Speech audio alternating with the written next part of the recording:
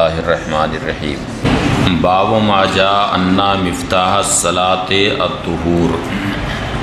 یہ باب اس بیان میں ہے کہ نماز کی کنجی طہارت ہے، یعنی طہارت کے بغیر کوئی بھی نماز صحیح نہیں ہے۔ حدثنا حناد و قتیبہ و محمود بن غیلان قالوا حدثنا وکی عن سفیان۔ یہ ایک سند ہو گئی ہے امام ترمذی کی، جو کہاں پہنچ رہی ہے؟ سفیان ثوری تک پہنچ رہی ہے۔ سفیان دو ہیں، ایک سفیان ابن سعید ثوری اور دوسرے سفیان ابن عیینہ، یہ ہیں سفیان ثوری۔ پھر امام ترمذی فرماتے ہیں وحدثنا محمد بن بشار حدثنا عبد الرحمن حدثنا سفیان، یہ دوسری سند، اور یہ دونوں سندیں سفیان ثوری پر آ کر کے مل گئیں۔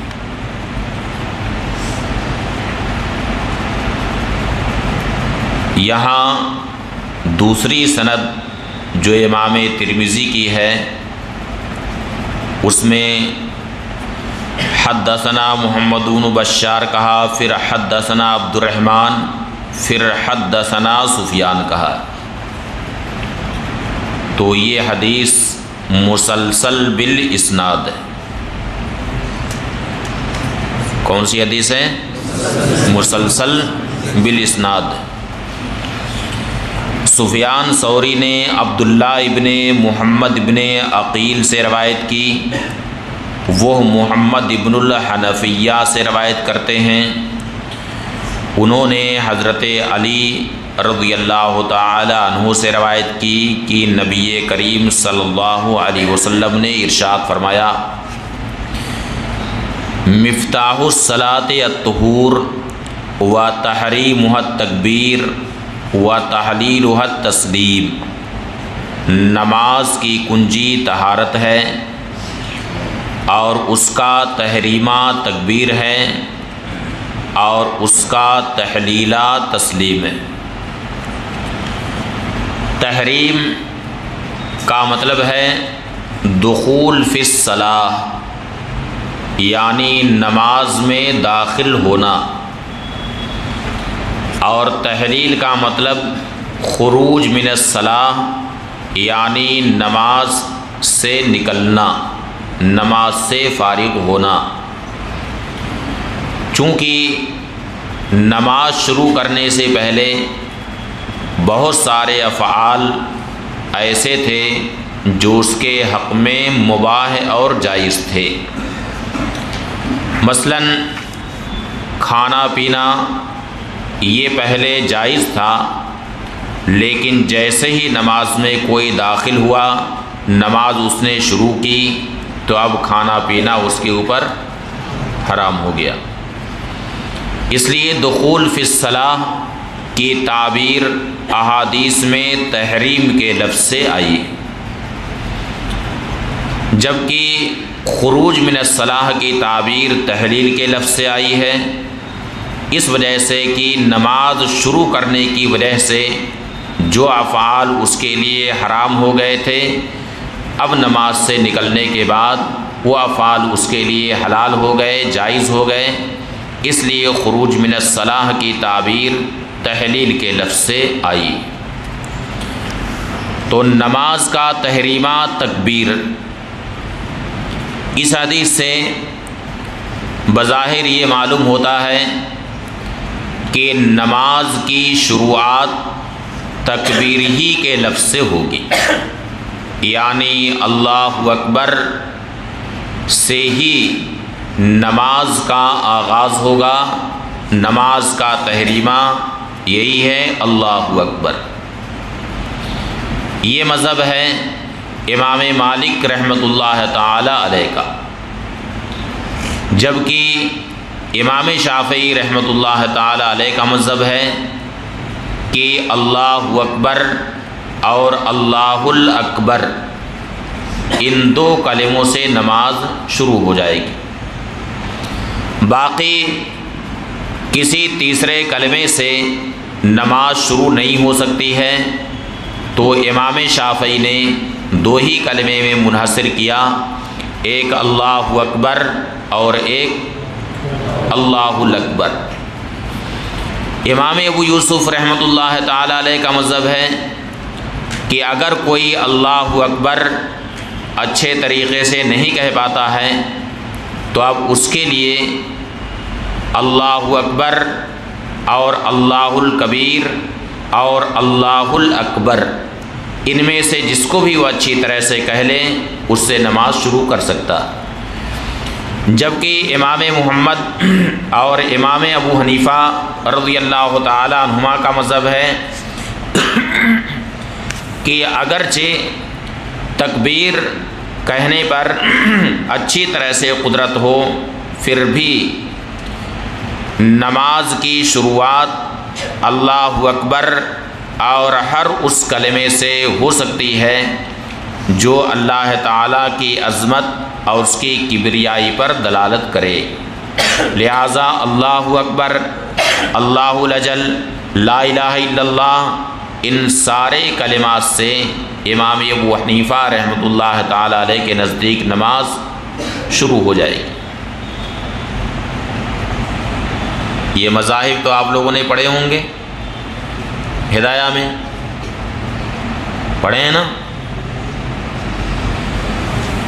امام مالک رحمۃ اللہ تعالی علیہ نے اس بارے میں ظاہر حدیث سے استدلال کیا، اس لیے انہوں نے یہ کہا کہ صرف ایک کلمہ ہے کہ اسی سے نماز شروع ہو سکتی ہے، وہ ہے اللہ اکبر، باقی کسی اور کلمے سے نماز شروع نہیں ہو سکتی۔ امام شافعی رحمۃ اللہ تعالی علیہ فرماتے ہیں کہ اللہ اکبر چونکہ منصوص ہے، احادیث میں اس کا ذکر ہے، لیکن اگر اکبر پر اگر الف لام داخل کر دیا تو کبریائی کے معنی میں اور زیادہ تاکید پیدا ہو جائے گی، اس لیے اگر کسی نے اللہ الاکبر کہا تو بھی نماز اس سے شروع ہو جائے گی۔ اور امام ابو یوسف رحمۃ اللہ تعالی علیہ فرماتے ہیں کہ چونکہ الکبیر کا بھی مادہ وہی ہے جو اکبر کا مادہ ہے، اس وجہ سے اللہ اکبر کہا یا اللہ الاکبر کہا یا اللہ الکبیر کہا، تینوں کلموں میں سے جو بھی کلمہ اس نے کہا اس سے نماز شروع ہو جائے گی۔ امام ابو حنیفہ رحمۃ اللہ تعالی علیہ فرماتے ہیں کہ قرآن کریم میں ارشاد ہوا وَرَبَّكَ فَكَبِّرْ، تو یہاں پر فکبر کس معنی میں ہے؟ فعظم کے معنی میں، یعنی اپنے رب کی عظمت اور اس کی کبریائی بیان کرو۔ لہذا جو بھی کلمہ اللہ تعالیٰ کی عظمت اور اس کی کبریائی پر دلالت کرنے والا ہوگا اس کلمے سے نماز شروع کرنا جائز۔ اب رہا یہ کہ فکبر یہ فعظم کے معنی میں، تو اس کی وجہ یہ ہے کہ تکبیر اور اکبار ان دونوں کا ایک معنی، باب تفعیل میں جائیے یا باب افعال میں، دونوں کا معنی ایک، اور اکبار کا معنی ہے اعظام۔ کیا نام ہے، کیا معنی ہے اس کا؟ اعظام۔ قرآن کریم میں ہے فلما رأینہ اکبرنہ وقطعنا ایدیہن وقلنا حاشا للہ ما ھذا بشرا ان ھذا الا ملک کریم۔ تو فلما رأینہ اکبرنہ کیا مطلب ہے اس کا؟ یعنی جب حضرت زلیخا کی سہیلیوں نے حسن یوسف کو دیکھا، عظمنہ، اکبرنہ، تو اس کی بڑائی بیان کی، عظمت بیان کی۔ وَقَطَّعْنَا أَيْدِيَهُنَّ، اور اپنے ہاتھوں کو کاٹ لیا۔ وَقُلْنَا حَاشَا لِلَّهِ مَا هَذَا بَشَرًا إِنْ هَذَا إِلَّا مَلَكٌ كَرِيمٌ۔ تو اس آیت کریمہ سے معلوم ہوا کہ اکبار کا معنی ہے اعظام، اور تکبیر اور اکبار دونوں کا ایک ہی معنی آتا ہے، اس وجہ سے تکبیر کا بھی معنی ہے تعظیم۔ تو فربک فکبر کا مطلب ہے کہ اپنے رب کی عظمت اور اس کی کبریائی بیان کرو، لہٰذا جو بھی کلمہ اللہ کی عظمت اور اس کی کبریائی پر دلالت کرنے والا ہوگا اس سے نماز شروع کرنا جائز۔ اس کے علاوہ قرآن کریم میں ارشاد ہوا وَذَكَرَ اسْمَ رَبِّهِ فَصَلَّى، یعنی اپنے رب کا نام لیا اور نماز پڑھی۔ تو فصلہ یہ تعقیب بغیر تعقیب بغیر تراخی کے لیے آتی ہے، یعنی رب تعالیٰ کے اسم کا ذکر کرنے کے ساتھ ہی ساتھ نماز شروع کی، لہٰذا معلوم ہوا کہ اسماء حسنہ میں کوئی بھی نام ذکر کیا جائے اس سے نماز شروع کرنا جائز ہے۔ پھر ارشاد ربانی ہے قُلِ ادْعُوا اللَّهَ أَوِ ادْعُوا الرَّحْمَٰنَ أَيَّمَّا تَدْعُوا فَلَهُ الْأَسْمَاءُ الْحُسْنَىٰ، یعنی اللہ کو تم پکارو یا رحمان کو پکارو، اسماء حسنہ اسی کے ہیں، اس لیے معلوم ہوا کہ اللہ تعالیٰ کے اسماء حسنہ میں کسی بھی نام کا ذکر کیا اس سے نماز شروع کرنا جائز۔ وَتَحْلِيلُهَا التَّسْلِيمُ، اور نماز کا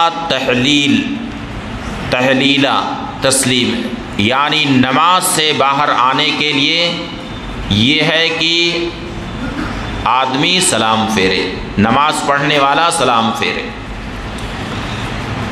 اس سے بظاہر یہ معلوم ہوتا ہے کہ نماز سے باہر آنے کا بس ایک ذریعہ ہے کہ آدمی سلام پھیرے۔ اس حدیث کی بنیاد پر امام ابو حنیفہ رحمۃ اللہ تعالی علیہ نے فرمایا کہ تسلیم کا لفظ یہ واجب ہے۔ کیا ہے؟ واجب۔ لیکن اگر تسلیم کے لفظ کے علاوہ کسی اپنے فعل کے ذریعہ یا کسی اور قول کے ذریعہ کوئی نماز سے باہر آ رہا ہے تو باہر ہو سکتا ہے، مگر ترک واجب کی وجہ سے نماز مکروہ تحریمی واجب الادا ہوگی۔ البتہ دوسرے ائمہ کے نزدیک تسلیم کا لفظ یہ فرض ہے۔ اس کی پوری گفتگو انشاءاللہ کتاب الصلاح میں جہاں یہ باب تسلیم کا آئے گا وہیں پر ہوگی۔ قال ابو عیسیٰ، امام ترمذی فرماتے ہیں ھذا الحدیث اصح شیء فی ھذا الباب وحسن، یہ حدیث اس باب میں سب سے زیادہ صحیح اور حسن۔ اس کا کیا معنی اصح شیء فی ھذا الباب؟ یہ بتا دیا گیا ہے کہ محدثین جب یہ جملہ بولتے ہیں تو اس کا مطلب ہوتا ہے ارجح ما روی فی ھذا الباب واقوی، یعنی اس باب میں جو احادیث مرویہ ہیں ان میں سب سے زیادہ یہ راجح اور قوی۔ اس حدیث کے رجال میں ایک ہیں عبداللہ ابن محمد ابن عقیل، نام نظر آیا عبداللہ ابن محمد ابن عقیل کا؟ عبداللہ ابن محمد ابن عقیل ہوا صدوق، وہ کیا ہیں؟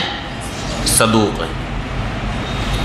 لیکن محض صدوق ہونا یہ راوی کے ثقہ ہونے کے لیے کافی نہیں ہے، بلکہ صدوق ہونے کے ساتھ ساتھ اسے اہل حفظ میں سے بھی ہونا چاہیے۔ کس میں سے ہونا چاہیے؟ اہل حفظ سے۔ اس وجہ سے کہ جو اسباب تان ہیں ان میں کچھ اسباب کا تعلق انسان کی عدالت سے ہے، راوی کی عدالت سے ہے، یعنی اس کی دیانت سے اس کا تعلق ہے، اور کچھ اسباب کا تعلق کس سے ہے؟ ضبط سے، حفظ و ضبط سے۔ لہٰذا دونوں اعتبار سے جب راوی کی توثیق ہوتی ہے تو اس راوی کو ثقہ کہا جاتا ہے، اور اگر ایک راوی صدوق ہے، صالح ہے، لیکن ان کا حافظہ اگر مضبوط نہیں ہے، نسیان کا ان کے اوپر غلبہ ہوا کرتا ہے، تو دوسری جہت سے ان کی توثیق نہیں ہوگی، بلکہ دوسری جہت سے ان کی تضعیف ہوگی اور ان کی تجریح ہوگی۔ تو محمد ابن عقیل کے تعلق سے امام ترمذی فرماتے ہیں کہ یہ صدوق ہے، اور ظاہر ہے کہ یہ کوئی ضروری نہیں ہے کہ ایک آدمی سچا ہے، نیک ہے، تو حافظہ بھی اس کا بہت مضبوط ہو، ہے کوئی ضروری؟ کتنے نیک بندے ہیں کہ بہت نیک ہوتے ہیں لیکن حافظہ ان کا کمزور ہوتا ہے، بھول جاتے ہیں۔ اس لیے فرماتے ہیں وقد تکلم فیہ بعض اہل العلم من قبل حفظہ، بعض اہل علم نے محمد ابن عقیل کے بارے میں ان کے حفظ کی جہت سے کلام کیا ہے، یعنی حفظ ان کا ضعیف ہے، کمزور ہے۔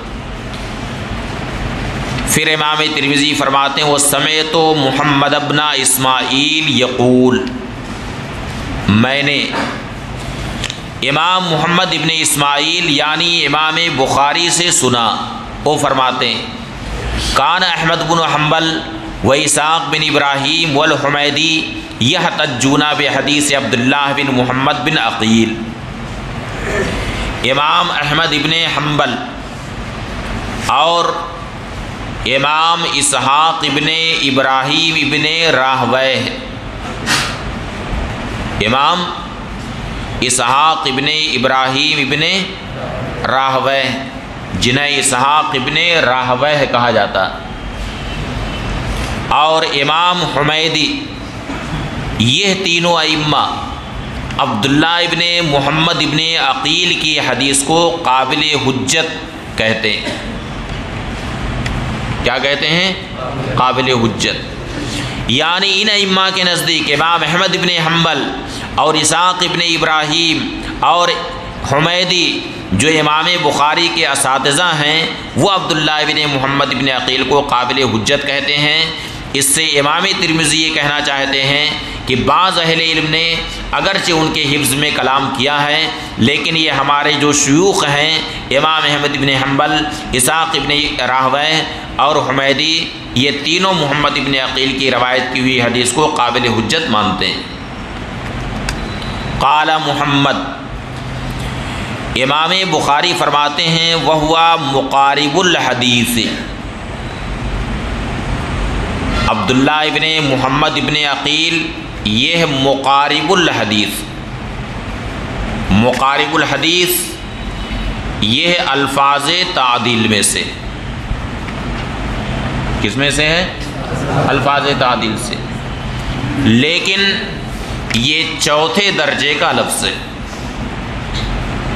کس درجے کا ہے؟ چوتھے درجے کا لفظ۔ تو حکم یہ ہے کہ مقارب الحدیث کی روایت کی ہوئی حدیث کو اخذ کیا جائے گا، اسے لیا جائے گا، لیکن اس کے بارے میں غور و فکر کیا جائے گا۔ تو امام بخاری نے انہیں مقارب الحدیث کہا۔ مقارب الحدیث کا مطلب یقارب غیرہ فی الحدیث، یقارب غیرہ فی الحدیث، یعنی حدیث میں وہ دوسرے راویوں کے قریب قریب۔ اور بعض لوگوں نے رے پر فتح پڑھا ہے اور کہا مقارب الحدیث، تو اس کا مطلب ہوا کہ یقارب غیرہ فی الحدیث، یعنی دوسرے راوی حدیث میں ان کے قریب قریب ہے۔ اس تعلق سے بعض علماء یہ کہتے ہیں کہ اگر مقارب الحدیث کہا جائے تو یہ الفاظ تعدیل میں سے ہے، اور اگر مقارب الحدیث کہا جائے تو یہ الفاظ تجریح میں سے۔ لیکن جمہور کی رائے یہ ہے کہ رے پر فتحہ پڑھیں یا رے پر کسرہ پڑھیں، ہر صورت میں یہ الفاظ تعدیل میں سے ہے، البتہ یہ چوتھے درجے کا لفظ۔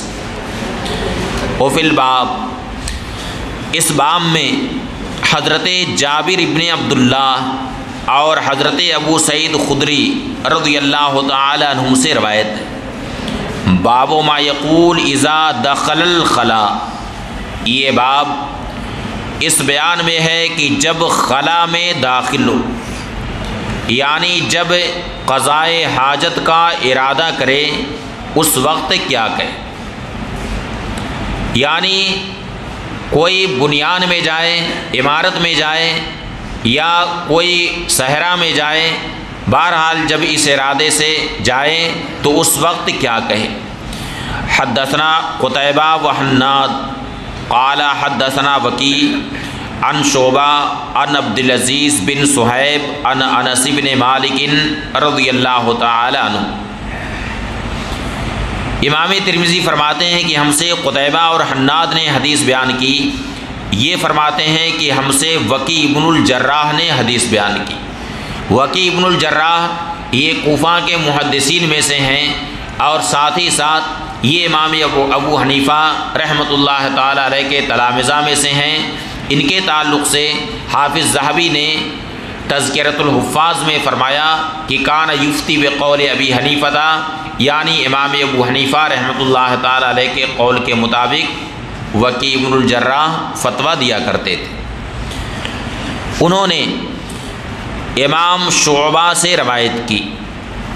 امام شعبہ ابن الحجاج، انہیں امیر المومنین فی الحدیث کہا جاتا ہے۔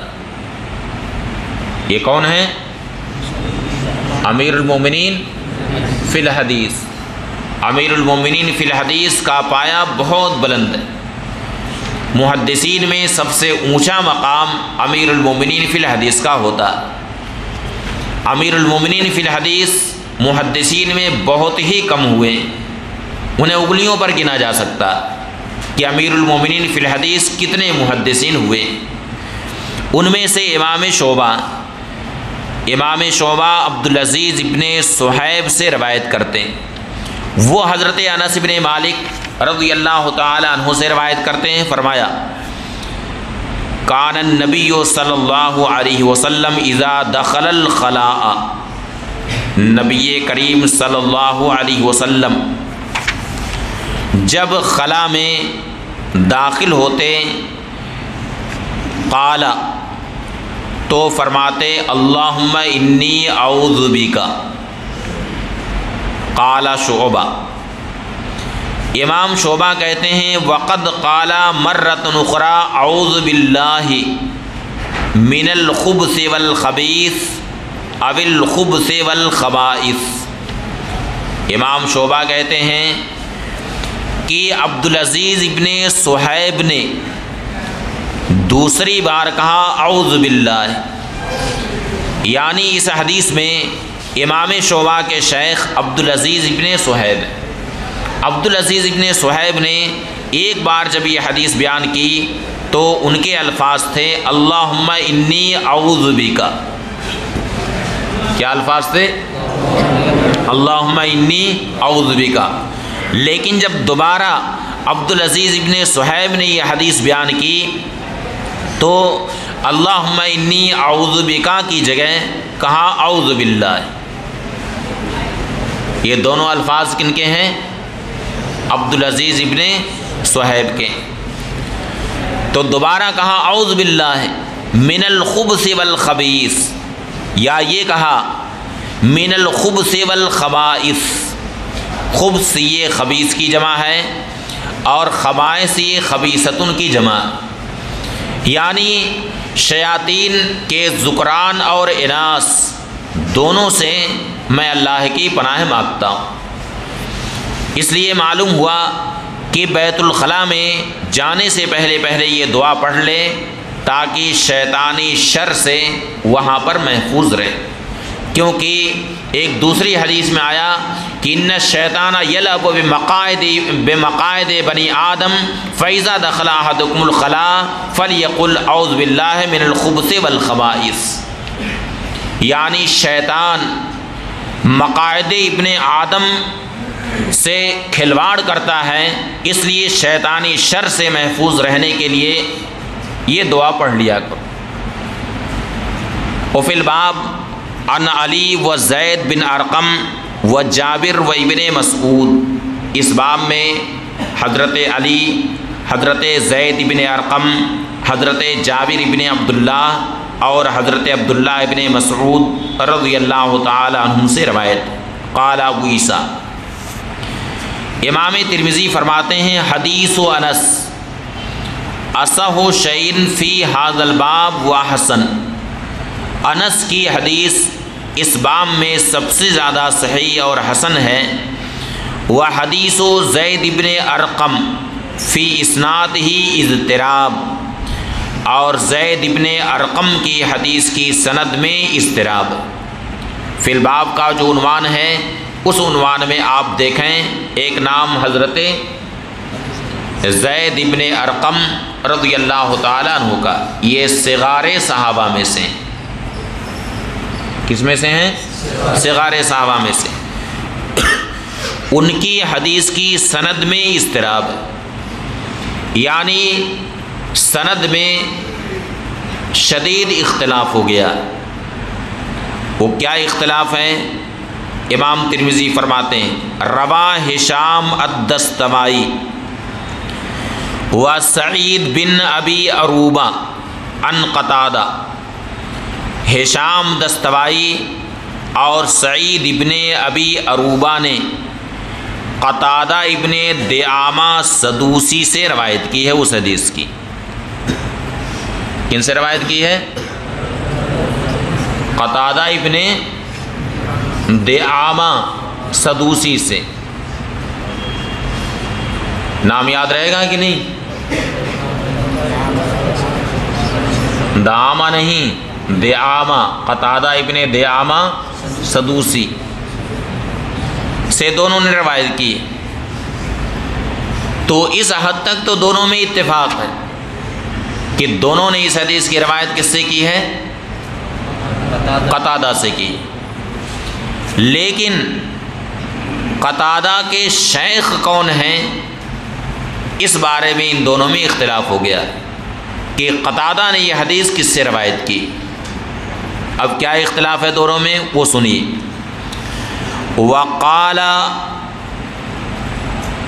وقال سعید عن القاسم بن عوف الشیبانی عن زید بن ارقم، وقال ہشام عن قتادہ عن زید بن ارقم، یعنی سعید ابن ابی عروبہ نے عن القاسم بن عوف الشیبانی عن زید بن ارقم کہا، اور ہشام دستوائی نے عن قتادہ عن زید بن ارقم کہا۔ فرق سمجھ میں آیا دونوں میں؟ یعنی دونوں نے، ہشام دستوائی اور سعید ابن ابی عروبہ دونوں نے اس حدیث کی روایت کن سے کی ہے؟ کن سے؟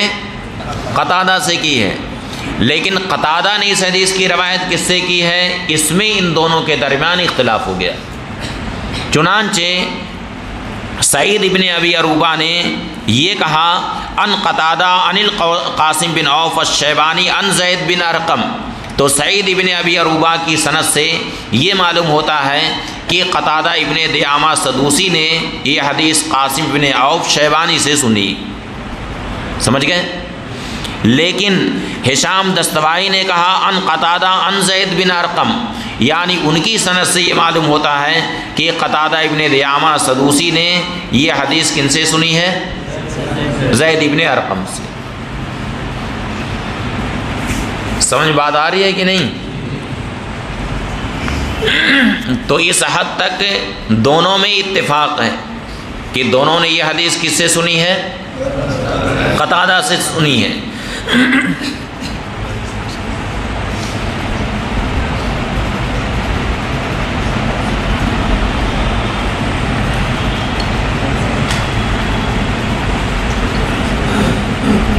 لیکن قتادہ کے شیخ کون ہیں اس میں ان دونوں میں اختلاف ہو گیا۔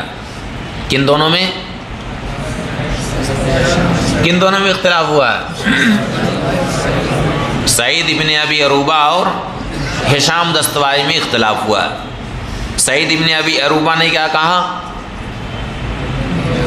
ان قتادہ ان القاسم بن عوف الشیبانی ان زید بن ارقم، تو اس سے یہ معلوم ہوتا ہے کہ قتادہ نے یہ حدیث کن سے سنی ہے؟